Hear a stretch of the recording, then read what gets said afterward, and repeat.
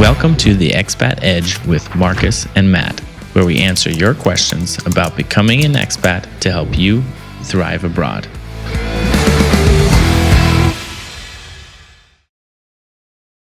Hi everyone, welcome to this episode of the Expat Edge. Today we've got my brother and co-founder at Expatriant, Andrew. He currently lives in Croatia, and I kind of wanted him to tell a little bit about what it's like living in Croatia. But maybe before you talk about that, can you tell us, Andrew, how you ended up in Croatia of all places? Yeah, definitely. It's kind of a weird story. So I lived in Ukraine before the war. When the U.S. Embassy decided to move the staff to Lviv from Kyiv, I decided it would be a good idea to get out of Bucha, which is where I was living. So I went all the way over to Uzhhorod on the border with Slovakia. So if something were to happen, I was still skeptical at this point that I'd be able to easily leave. And from there, on February 24th, my good friend wrote me at 4 a.m. on February 24th that he saw on Google Maps a bunch of traffic jams coming from Belgorod, into Ukraine on the east. And then also from Belarus on the highway down toward Kyiv.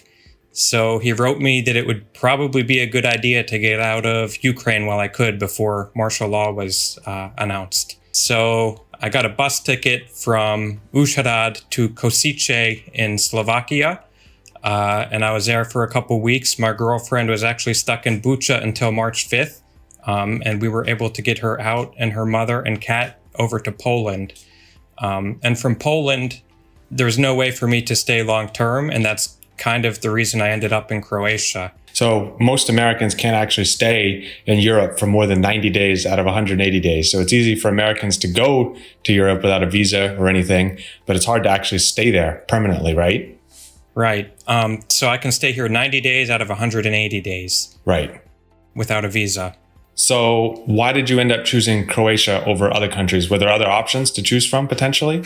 Yeah, I chose Croatia because it was the easiest one. Basically, they have what they consider a digital nomad visa. As long as you make €3,000 a month, you're able to get a 1-year visa.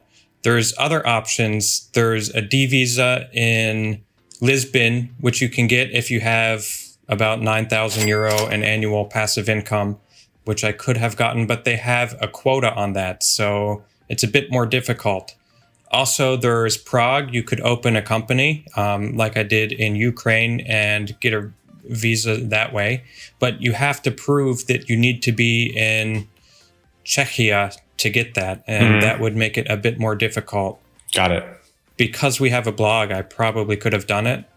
There was also a secondary reason, which is they were backed up with refugee requests from Ukraine, and that took precedent over something like that. Right. Okay. And so you've been in Croatia for about a month now, I think, right? Yeah, I've been here since June 4th, so just over a month. Okay. And what are your first impressions of Croatia as an expat place? My first impressions are everyone speaks English. I would say that's the main thing. If you don't speak a Slavic language, it'll be easy to get around.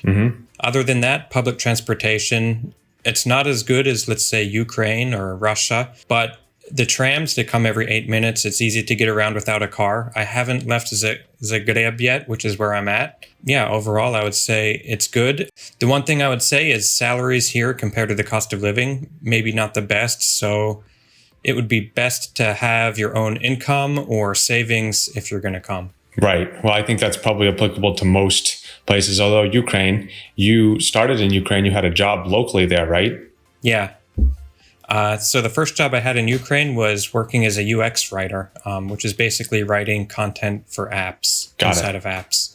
And anything in IT in Ukraine, the salaries are generally higher than what you would get in another industry. So it was decent. Right. And they have special tax programs there. Yeah. The taxes are also negligible, 5%. Right. Interesting. Okay. What do you like about Croatia compared to Ukraine? Or what's better in Croatia than Ukraine? To be honest, I don't think it's better. To me, Ukraine is more interesting. Here, it's not really much different than any other European country. Right. Obviously, it's in the EU, but I don't know. I guess if I like the beach, it would be more interesting. Right. Right. Okay. And what about cost of living in Zagreb? Is it expensive? How does that compare to Ukraine? So the funny thing is apartments are about the same price if you compare it to Kyiv. If we compare to average and exclude Kyiv, maybe exclude Lviv and Kharkiv as well, I would say maybe 50% higher. So I just signed a lease for an apartment in the center for about €1,000. It's 3 rooms, 90 square meters, which is about 1,000 square feet. Right. And 2-minute taxi to this very center. It's, if you take public transportation, it's about 10 minutes. Okay. Got it. Food and groceries, maybe 10 to 20% higher than Ukraine. If you compare the staples, though, which would be like potatoes, carrots, onions, then it's about double what it is in Ukraine. But what about like other European imported products? Like if you want nice stuff, for example, or you want to get Parmesan cheese, is that the same or is that? Oh, no, actually, now that you say that, that's one thing that's actually super cheap here. You can get maybe, I think I was looking in the grocery store the other day, 200 grams of Parmesan cheese for €5. Right. In Ukraine, it's about twice that. Right.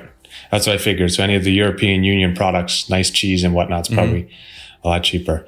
So maybe we'll close by asking, who do you think would enjoy living in Croatia, or who do you think should consider moving to Croatia if they're looking at Europe? I think anyone that works as a digital nomad, it would be a good fit for you, especially if you're able to create your own community. You go to coffee shops, there's tons and tons of them on every corner. You'll hear foreigners talking in English, Spanish, German, and it'll be easy to find a community here compared to somewhere like Russia or Ukraine or somewhere in that part of the world. Also, I guess if you like the beaches, some of the best beaches in the world are here. There are cities like Split, Rijeka, tons of culture, architecture. All right. Cool. All right. Well, that sounds good. We'll have to do some more videos together. We hope you enjoyed this content. Let us know in the comments below if you've got questions about Croatia, and we'll see you in the next video. This was the Expat Edge with Matt and Marcus. We hope you enjoyed the video. Visit theexpatedge.com for even more content that will help you thrive abroad.